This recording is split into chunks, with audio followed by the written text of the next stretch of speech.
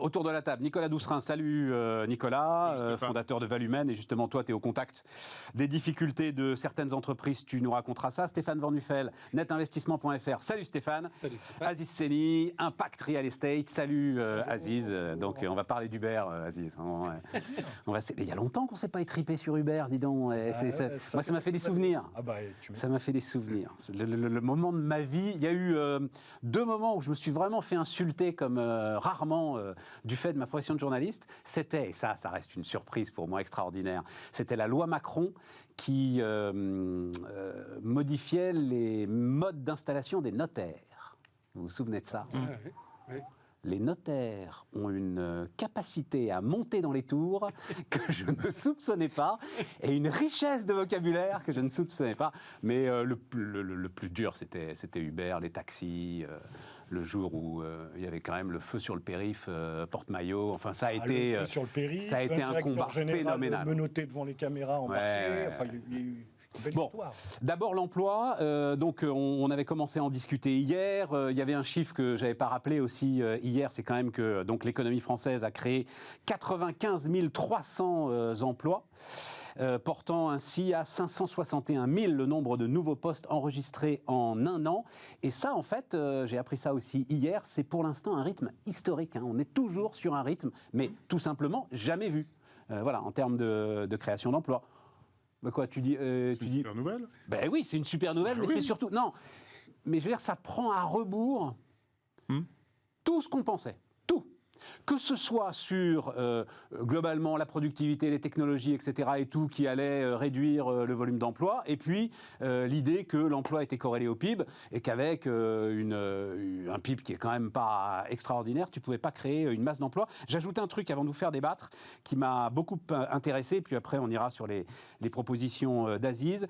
J'en ai parlé un peu hier. Plusieurs indicateurs démontrent clairement que la qualité de l'emploi s'est améliorée en France ces derniers mois, notamment grâce au succès de l'apprentissage, moins de temps partiel, moins de CDD, 190 000 emplois créés dans les activités scientifiques et techniques, 170 000 dans les activités de formation et d'enseignement, ce qui est beaucoup plus que dans les activités transport. Enfin, tu sais, on dit aussi beaucoup que oui, les emplois qui sont créés, c'est des gars qui livrent nos courses en 10 minutes. Non, c'est faux.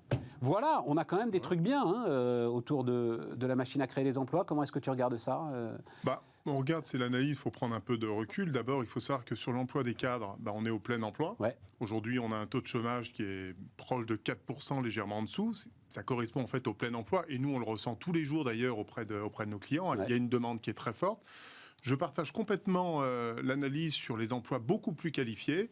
Alors évidemment, l'IT notamment, le digital, la transformation tire toujours énormément. Il y a énormément de besoins en ce moment, mais pas que. Et puis on a cette grande mutation qu'on vit maintenant depuis 8-10 ans, où des métiers sont en train de disparaître, et il y a toute une émergence de nouveaux métiers qui sont en train de se créer un peu partout dans les entreprises. Et cette transformation, j'allais dire globale avec un grand T, on en voit les fruits tous les jours. Et cette mutation peut être accélérée effectivement par les succès de l'apprentissage. Alors, l'apprentissage, et également, il faut se réjouir, c'est la baisse du chômage des jeunes. Oui, absolument. Et juste préciser, l'apprentissage, c'est pas forcément pour devenir cuisinier, quoi. C'est-à-dire, il y a de l'apprentissage de très très haut niveau, et il faut insister là-dessus. Et d'ailleurs, dans le fameux, je crois que c'est 1 million de contrats d'apprentissage signés, il y a beaucoup plus, en fait, de haut niveau que de niveaux qui sont moins qualifiés. Moi-même, sur mon modeste cabinet, j'ai souhaité, dès la création du cabinet il y a 2 ans, prendre un apprenti dans l'informatique, un jeune apprenti qui va terminer Bac plus 5, qui est chez nous depuis 1 an, dont j'ai renouvelé le contrat pour 2 ans. C'est aussi une manière d'investir sur la jeunesse, de contribuer à les former pour se préparer sur toutes les évolutions qu'on est en train de vivre. Ouais, puis d'avoir un gars qui bosse bien pour moins cher. Alors oui, mais tu l'as pas beaucoup dans la boîte aussi. Ouais, on va quand même, faut dire les choses. Ouais. Enfin, ces 2 semaines, ça nous coûte 1 100 € par mois. Voilà. Il est là en moyenne 2 semaines par mois. Faut pas l'oublier, en dehors des périodes de vacances où il est là un peu plus longtemps, mais il faut aussi investir, donner du temps. C'est très bien, très bien, mais il faut quand même préciser que... C'est l'accord gagnant-gagnant. Voilà, c'est l'accord gagnant-gagnant, voilà, absolument. Et tu ne l'embauches pas, parce qu'on en parlait hier, c'est une petite dérive que notent notamment les lycées professionnels, c'est que les gars sont embauchés avant qu'ils finissent leur cursus. Ce qui n'est pas bon du tout.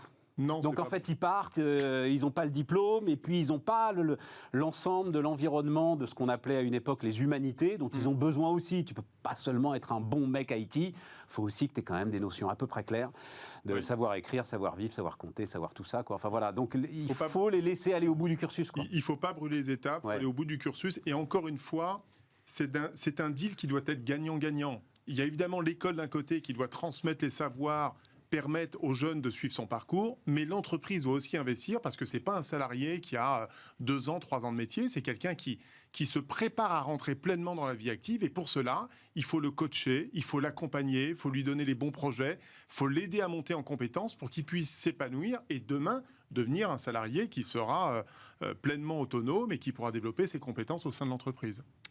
Stéphane ?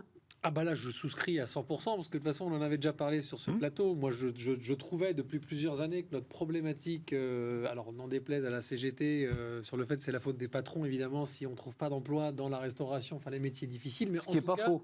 Ce qui n'est pas faux, mais...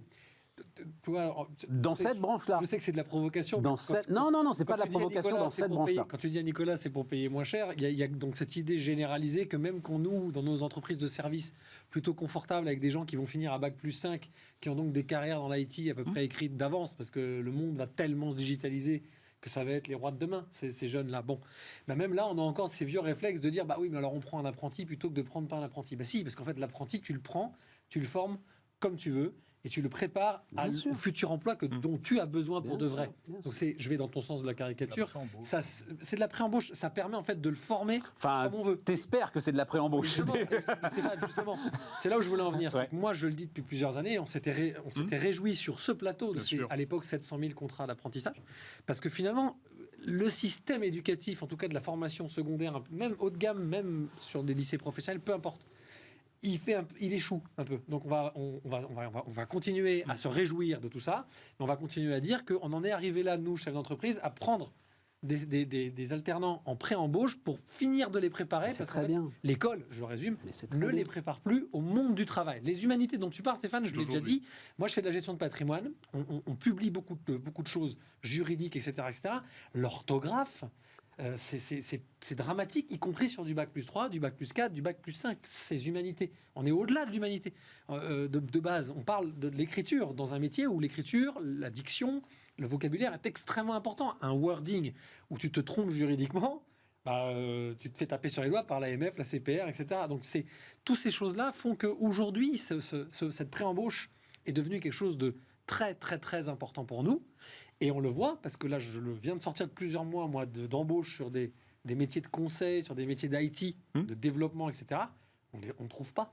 Donc c'est que finalement, ce système-là a formé des bons collaborateurs qui, quand ils sont dans une alternance, ne sortent plus d'entreprise. Alors, on ne trouve pas ça, on va en débattre après avec Aziz, mais c'est effectivement très important ce que tu dis. Mais en même temps, alors c'est cette fameuse, pardon, le terme est technique, un peu baroque, j'ai jamais compris pourquoi on parlait de demi-vie des compétences, mais c'est comme ça, on parle de demi-vie des compétences. Deloitte, avec qui je travaille régulièrement, nous dit qu'elle est réduite à peu près, c'est-à-dire le moment où tu peux vivre sur tes acquis sans avoir besoin de te former à nouveau, c'est 2 ans maximum. Pour nous, enfin pour moi, il y a 30 ans, c'était 20 ans, 30 ans, parce que le monde va vite. Donc, tu peux pas reprocher, enfin je veux dire, à un moment, on peut pas reprocher non plus à l'éducation nationale de pas suivre ce rythme-là, qui est impossible à suivre. Je reproche pas. Donc c'est très bien que les entreprises dans la bonne nouvelle, il y a quand même ce truc qui est un peu inquiétant, qui dit... Bah voilà, et moi ça me va très bien, le rôle social de l'entreprise, pour moi, il est fondamental. En fait, l'équilibre à essayer de trouver, c'est que l'éducation nationale forme sur le socle de compétences qui est commun pour tout individu, à commencer par l'orthographe. Nous, on a pris un abonnement chez Voltaire pour tous les jeunes qu'on embauche parce que c'est une catastrophe. Dis bien une catastrophe. Très bien. Même un journaliste qui m'a interviewé, cher Stéphane, qui a fait un podcast sur moi pas plus tard qu'hier, il a publié... Il y avait 6 fautes d'orthographe dans son commentaire sur LinkedIn. Alors je vous l'offre. J'ai entendu hier à la télévision dans un parti politique. C'est des élections là au Front National. Une guerre intestinale. Je dis là, on va loin sur la guerre intestinale. Non, mais Stéphane, on en rigole, mais c'est quand même. Oui. Base, mais c'est quoi Voltaire? Attends, comment ça marche un abonnement à Voltaire? Ça veut dire peut-être tu sais pas, mais si Voltaire, aujourd'hui ils ont développé une plateforme qui te permet de t'abonner. Donc tu passes un test en ligne qui évalue ton niveau d'orthographe et en fonction de ce niveau, il te donne des exercices exercices, mais des exercices intelligents. C'est là où l'outil est génial. C'est que ça t'explique pourquoi tu as fait une faute, quelle est la faute, comment on la corrige avec les accords, et tout ça en mode digital. Et donc les salariés passent 15-20 minutes, tous les jours, ils font leur petite dictée, leur correction d'orthographe pour se remettre à niveau. Et ils le font avec plaisir ou tu leur imposes ? Alors maintenant, ça ressemble au devoir. Non, je leur impose parce qu'il y a un moment donné, quand on embauche aussi des bacs plus 5 et que derrière, on n'est pas capable d'envoyer un mail à un directeur général chez un client à moins de 4 fautes d'orthographe, c'est pas possible. Je veux dire, c'est pas possible. C'est pas acceptable. Les wesh, frérot, tout ça, c'est sympa. Et à un moment donné, Tu comprends pas le wesh, frérot? C'est pourtant clair. À l'AMF, je pense C'est qu'il... pourtant clair. Alors, l'AMF, ils adorent. Ils kiffent. Aziz, comment tu vois tout ça ? Écoute, Avant de parler des métiers en tension et de ta j'arrivais. Parce ta que proposition révolutionnaire. Non, elle n'est pas forcément révolutionnaire. C'est simplement que les chiffres que tu as annoncés, c'est comme tout, hein, c'est une moyenne. Et il y a des disparités. On l'a vu cet été avec certains secteurs, la restauration, certains restaurateurs qui freinent la saison parce qu'ils ne trouvent pas. Absolument. Des transporteurs qui laissent un peu de marchandises ou la marchandise qui arrive un petit peu en retard parce qu'on ne trouve plus de bras. Donc il y a une réalité pour ceux qui sont formés. Là, c'est car scolaire aussi. Hein, on nous dit beaucoup. Il y a eu beaucoup de cars scolaires. C'est beaucoup monté dans les médias. Après, je veux voir la réalité du truc, mais ça. Il y a 23 secteurs qui ont été pointés de mémoire en tension, et pour cela, on ne trouve pas. C'est aussi simple que ça, on ne trouve pas. Donc, hôtellerie, restauration, transport de voyageurs et de marchandises, santé et action sociale. Santé et action sociale. Donc, on a une difficulté, c'est qu'il y a une disparité, en plus territoriale. C'est que sur certains territoires, on a des taux de chômage qui sont hallucinants, de 30, 40, 50% sur certains bassins d'emploi. De l'autre côté, on a des entreprises qui, sur des métiers dits peu qualifiés, on ne trouve pas. Et là-dessus, on a un débat. Alors, je t'ai mis dans le mail, hein, j'espère que cette année, on ne sera pas tous d'accord. Vas-y. C'est de dire, est-ce qu'on ne pourrait pas tendre à une politique un peu de l'immigration de travail ? On a des emplois qui sont aujourd'hui proposés. Les Français n'en veulent pas. Je ne veux pas débattre sur la raison de pourquoi ils n'en veulent pas. C'est leur choix, ils ont une liberté, moi, je respecte ça. Ce travail sur un chantier ou au volant ne m'intéresse pas, j'en veux pas, ok, très bien. Mais est-ce que pour ça, on doit arrêter notre machine à produire ? Est-ce que pour ça, on doit arrêter nos entreprises ? Et moi, je me dis qu'en regardant un petit peu ce que fait par exemple le Canada ou d'autres pays, est-ce qu'on n'a pas une gestion prévisionnelle des ressources humaines à mettre en place en allant chercher des compétences chez nos voisins européens ou de l'autre côté de la Méditerranée, par secteur, par pays, et en disant chaque année, l'Assemblée nationale, comme un conseil de RH, voterait en disant cette année, il me faut 10 chauffeurs, je vais en prendre 3 là dans des pays, et puis lancer, puis recruter, les faire venir, avec peut-être quelque chose d'un peu intelligent. Ne pas refaire les erreurs du passé en mettant tout le monde au même endroit, peut-être une gestion et un aménagement du territoire un peu différente pour montrer qu'on est intelligent et qu'on a tiré les leçons du passé, et puis ne pas arrêter notre machine productive. Parce que moi, cet été, quand je rentre... Ça a été fait, Aziz, déjà, ça a été tenté. J'ai été regarder pour toi, notamment l'histoire qui m'avait intéressé à l'époque, c'est des infirmières espagnoles. Les 29, et finalement, il y en a 280 qui sont venus. Non. Mais regarde pour les maraîchers chaque année. Oui, mais ça, mais ça marche dans l'agriculture. Oui, alors pourquoi ça marche pas Non, c'est des gars qui viennent, qui repartent. Et qui repartent en plus. Ah bah oui, ça n'a rien à voir. Non, c'est des saisonniers, ça n'a rien à voir. Ça a des saisonniers, mais... 204... Donc, il y a eu... Il y a une spécificité quand même sur ces saisonniers. Il y a eu un plan de l'hôtellerie-restauration. Ils repartent. Oui. Beaucoup s'inquiètent qu'ils pourraient venir et ne pas repartir. Non, mais on va en parler de ça. On va en parler, parce que pour moi, c'est le frein. Mais il y a eu aussi donc, un accord, un deal, on avait parlé au printemps, de l'UMIH, l'hôtellerie-restauration, pour recruter 4000 Tunisiens. Tout à fait. On n'a pas eu le résultat, donc on verra quel est le résultat. Mais en fait, le truc, c'est que on n'est pas le Canada, on n'est pas les États-Unis, et il n'est pas sûr qu'on fasse rêver, quoi. Tu vois, c'est ça le sujet. Vas-y, Nicolas. Aziz, le débat est ouvert. Je m'y oppose formellement. Je vais t'expliquer pourquoi. Pour moi, il y a 3 fautes. D'abord, et je vais jusqu'au bout de mon explication, je pense que ce serait une faute politique majeure. Vous le savez tous aujourd'hui, on est à la porte quand même d'avoir le RN au pouvoir. Aujourd'hui, c'est plus un mirage, c'est une réalité qui inquiète considérablement le pouvoir. Aujourd'hui, faire un appel d'air de l'immigration en France, dans le contexte actuel, je pense que ce serait une faute politique.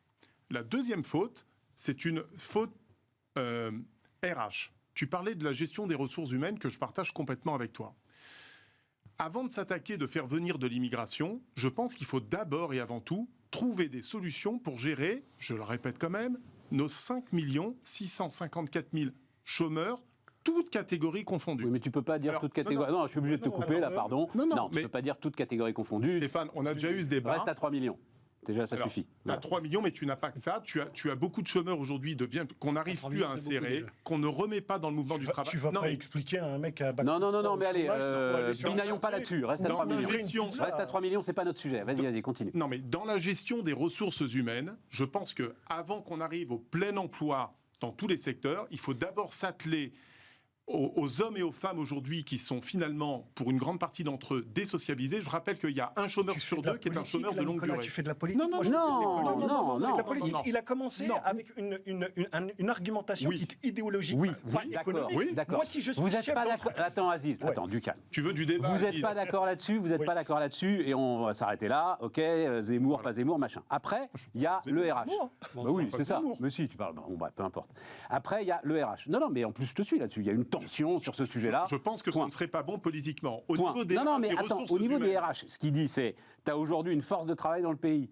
On va dire à peu près 3 millions de personnes qui ne travaillent pas.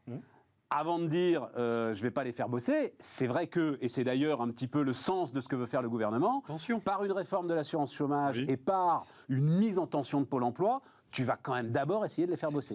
C'est la priorité, pour moi, Aziz, c'est la priorité chez les chefs d'entreprise et chez les hommes politiques. Vous citez un exemple tout à l'heure que je connais bien. Les infirmières. Bon, d'abord, peut-être si elles ne viennent pas, tout ça, c'est aussi parce qu'on est l'un des pays où on paye le moins bien nos infirmières. Mais bien sûr, mais il y a des tas de raisons. On referme la parenthèse. J'ai ma fille qui est sa meilleure amie qui passe ses écoles en ce moment d'infirmière. Tu sais ce qui s'est passé à la fin de la première année ? 60%, écoute le chiffre, 60% de la promotion a donné sa démission. Ils ne sont pas accueillis en stage dans nos hôpitaux. Ils n'ont pas de matériel. Ils ne sont pas valorisés. On les fait travailler comme des salariés alors qu'elles sont là pour apprendre et franchir les étapes. 60% de nos jeunes abandonnent. Tu parles du public. Parle des sociétés de transport, parle de la restauration, parle du bâtiment. Ces gens-là, mais moi je vous mets tous au défi. Il y a une réalité de terrain. Allez voir des gens qui n'ont pas envie d'aller sur un chantier. Vous verrez ce qu'ils vont vous répondre. Il y a une argumentation. Je les ai eus dans mon bureau. Ces gens qui vous regardent et qui vous disent... Je veux bien, quand j'avais ma boîte de transport, je veux bien, Monsieur Séni, vous me payez tant, mais vous savez qu'en restant au chômage, en cumulant les aides, et on ne va même pas parler des indemnités chômage, c'est ça le sujet. Je ne crois pas qu'on arrivera à combler les besoins uniquement par ça. Je pense que tout ça peut se faire de manière concomitante, à la fois en travaillant effectivement sur les indemnités chômage, et à la fois en ouvrant. Enfin, moi, je suis restaurateur. Tu m'expliques qu'il va falloir que j'attende 5 ans avant de commencer à voir le début du commencement des résultats de cette politique. Je vais dire, garçon, moi, j'ai un compte d'exploitation. Pourquoi 5 ans? Je comprends pas tes 5 ans, Aziz. Si tu es la réforme de l'assurance chômage, c'est maintenant. En plus, le MEDEF dit qu'il faut passer en force. C'est pas parce que le MEDEF le dit que c'est vrai. Oh, ils vont passer en force. Ils vont passer. Bon, Stéphane. Alors... C'est un débat qui est intéressant. Mais c'est chouette, c'est un débat qui est hyper intéressant, mais je pense, pardon Nicolas, parce que moi je m'y oppose catégoriquement, mais alors je vais dépolitiser le truc tout de suite, parce qu'en fait, il faudrait surtout pas, pardonne-moi, je ne vais pas dire faute ou erreur, j'aime pas ça, il faudrait pas qu'on se trompe tous à mettre de la politique dans cette affaire-là. Je vais te répondre, moi, Aziz, parce qu'on vient du même département, on a vécu à peu près les mêmes jeunesses. Il y a en France un échec qui est certain, c'est l'immigration du travail, ça a merdé. Que ce soit à l'époque Giscard, enfin il n'y en a pas un qui a réussi à faire un truc cohérent, et je pense que tu le connais bien pour ton implication dans ce genre de territoire qui a terriblement souffert. Va expliquer maintenant à ces populations s'ils ont vraiment envie de revenir en France, parce que ça n'est pas le Canada, ça n'est pas l'Australie, comme le rappelait très bien Stéphane, c'est-à-dire que les gens ne rêvent peut-être plus autant qu'aujourd'hui de venir en France. Attends, de venir en France. Rêve américain, la France, c'est ça. Si c'est venir en France pour bosser comme un chien et ne faire que les boulots que les Français, et là je te dis les Français, c'est avec toutes catégories confondues, âge, religion, couleur maintenant, on n'est plus dans les années 60. Bon. Aujourd'hui, je ne pense pas que tu fasses rêver qui que ce soit, si ce n'est qu'ils crèvent la dalle. Donc Stéphane, l'exemple de la presse sur les infirmières espagnoles, elle n'est pas honnête, parce qu'en Espagne, ils sont déjà en tension sur le... Non, c'était en 2003. Peu importe, ils ont toujours été en tension. Non, peu importe, c'était en 2003. Les hôpitaux espagnols, c'est une catastrophe comme chez nous, comme au Portugal, comme en Italie. Donc en fait, les infirmières espagnoles, elles ont du boulot en Espagne dans l'absolu. Dans le tourisme, que les Tunisiens veuillent venir, oui, parce qu'avec tout ce qui s'est passé avec le confinement, les hôtels tunisiens, ils ont pris une tarte phénoménale. Donc il y a plein de mecs aujourd'hui qui n'ont plus de boulot en Tunisie. Bon, maintenant, je vais au bout de mon raisonnement. D'un point de vue purement logique, commençons par aller au bout de ce que veut faire le gouvernement, et on peut en parler tant qu'on veut sur ce système. Tension, ça fait 15 ans que je me bagarre sur plein de forums et plein de groupements avec des chefs d'entreprise pour amener des propositions sur Pôle emploi. Parce qu'aujourd'hui, on se rend compte que dans certains métiers, il manque, je dis une bêtise, 200 000 emplois et que tu as 80 000 ou 90 000 profils enregistrés dans Pôle emploi depuis des mois qui sont susceptibles d'être adaptés à ce boulot-là. Pourquoi ça devient un sujet invraisemblable. Aziz a raison, ils ne veulent plus le faire. Très bien. Mais c'est pas parce qu'ils sont enregistrés comme branche hôtellerie-restauration à Pôle emploi qu'ils veulent continuer à bosser. Si en fait ils sont à Pôle emploi, c'est qu'ils veulent changer de métier. Oui, sinon il le ferait. Tu les formes à faire autre chose et tu poses autre chose. Non, ça je suis pas d'accord. Stéphane, sur ce que tu dis, tu as raison sur un point, mais le problème majeur de Pôle emploi, c'est que Pôle emploi, ils sont compétents pour une chose. C'est tu rentres chez eux, ils sont capables de te dire en fonction de ton profil, de ton âge, de ce que tu as cotisé, à combien tu as le droit, à partir de quand tu toucheras et sur quelle durée. Ils ne font pas de la gestion des ressources humaines. J'en suis l'exemple parfait. Sur un territoire comme Chartres, il y a une menuiserie qui cherchait énormément de main-d'œuvre. On est allé prendre des anciens bouchers qu'on a reconvertis et formés pour devenir menuisiers. Parce que c'est manuel, parce que ça demande une certaine force, parce qu'il faut avoir une certaine finesse, comme dans la découpe de la viande. Et la gestion des ressources humaines, il faut des personnes expérimentées, aguerries. Là, les postes qui ont été lancés pour Pôle emploi, ce sont des jeunes qui ont entre 23 et 30 ans. Comment tu veux accompagner des gens qui ont 45, 50 ans dans la gestion de leur carrière, ne serait-ce que pour les former, les faire évoluer, et leur permettre de rebondir. Je veux juste finir par ça. Rapide. Très rapide. Moi, je le redis, je vais faire mon libéral de service, mais libéral à la française, je suis très excité. Moi, je suis un libéral à la canadienne. Attends. On s'est déjà frité avec Stéphane sur ce sujet-là. Quand est-ce qu'on va comparer, finalement, le travail des agents de Pôle emploi, je ne leur jette pas la pierre, en les payant peut-être plus, en leur mettant des carottes, parce qu'il y a aussi ce sujet d'intention qui est intéressant. Non, mais là, ça fait un scandale de dire que les patrons des agences Pôle emploi pourraient être incentivés au nombre d'emplois qu'ils réussissent à fournir. Bah attendez, les gars, ils servent à quoi? Alors, mettons un peu de privé, prenons des boîtes qui sont censées resituer des carrières, qui mettent en place des plans de formation pour, je l'accepte, le mec, il a plus envie de faire du bâtiment, il veut aller dans la restauration. Très bien. Et ben on le forme. Mais dans ces cas-là, s'il est payé, il va tous les jours à un centre de formation. Tous les jours, il fait quelque chose, parce que tu regardes l'Angleterre, tu regardes les États-Unis, tu regardes le Canada, tu regardes l'Australie, il n'y a pas 24 mois de couverture de chômage dans tous ces pays dont ils rêvent en immigration, y compris les Français qui rêvent d'aller vivre là-bas. Tu n'auras pas. En Angleterre, tu as 6 mois. Voilà, 6 mois. Voilà. Donc commençons par faire ça, et après on imposera à des populations des gens en difficulté de venir galérer chez nous, Aziz. Tu auras un peu de mal avec ta proposition. Je ne suis pas sûr que ce soit une bonne idée. Parce que tu es tout seul à penser quelque chose, que tous les autres ont raison. Ça, c'est très juste. Ça, c'est très juste. Tu n'as pas tort non plus. C'est là-dessus qu'on marque une pause.